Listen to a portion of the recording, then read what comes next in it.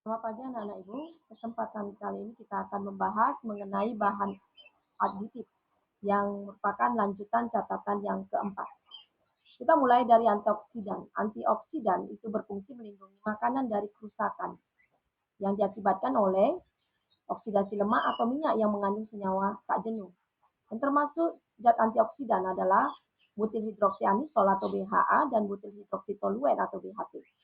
Nah, ini ditambahkan pada lemak atau minyak goreng agar tidak cepat basi atau disebut dengan penyit. Yang kedua adalah asam askorbat. Nah, ini biasanya mengandung garam kalium, kalsium, dan garam natrium.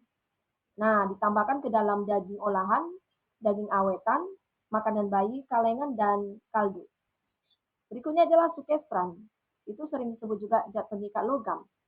Nah, merupakan bahan penstabil yang digunakan dalam berbagai pengolahan bahan makanan.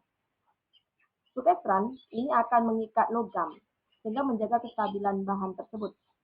Nah, contoh sukestran yang sering digunakan dalam bahan makanan adalah asam sitrat dan turunannya, fosfat dan garam etilen diamin tetraasetat atau EDTA. Yang berikutnya adalah pengatur keasaman yang berfungsi untuk mengasamkan, menetralkan, dan mempertahankan derajat keasaman makanan.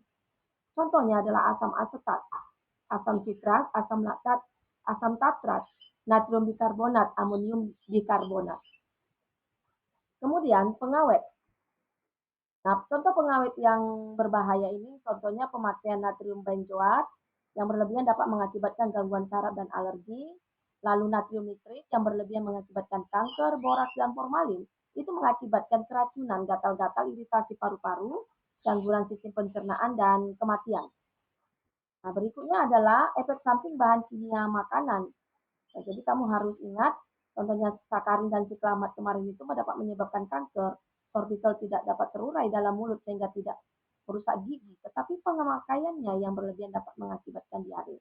Lalu rodamin B atau warna merah dan methyl yellow atau warna kuning memicu timbulnya kanker.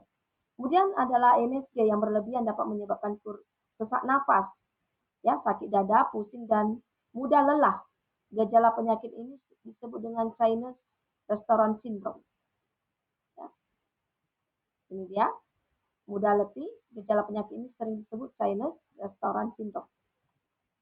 Kemudian kita lanjut, menggunakan bahan kimia pada makanan secara aman itu terlebih dahulu kamu harus memeriksa kemasan makanan. Apakah ada kebocoran, karat, apakah jamur atau cacat lainnya. Ini harus diperiksa ya. Nah, jadi harus memeriksa dengan benar. Kemudian yang kedua memeriksa nomor registrasi atau yang terdapat pada badan POM. Nah, adanya nomor registrasi dari POM ini menunjukkan bahwa makanan tersebut telah lulus uji dan aman untuk dikonsumsi. Contohnya seperti ini, nomor registrasinya.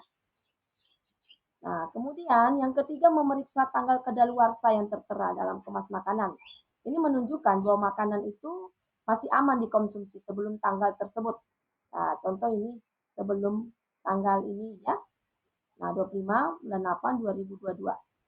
Itu kamu harus periksa dengan benar. Kemudian yang keempat memeriksa kandungan bahan kimia yang ada dalam makanan. Nah, ini kamu harus memeriksanya, komposisinya asin, besi, tiamin, ya, seterusnya gula dan anti kempal. Nah, ini harus diperiksa supaya kamu tahu apakah kandungan itu baik untuk kesehatanmu atau adakah kandungan itu yang bisa membuat kamu menjadi alergi. Kemudian yang kelima memeriksa label halal pada kemasan makanan. Hal ini terutama untuk orang yang menghindari konsumsi bahan makanan yang dilarang oleh agamanya.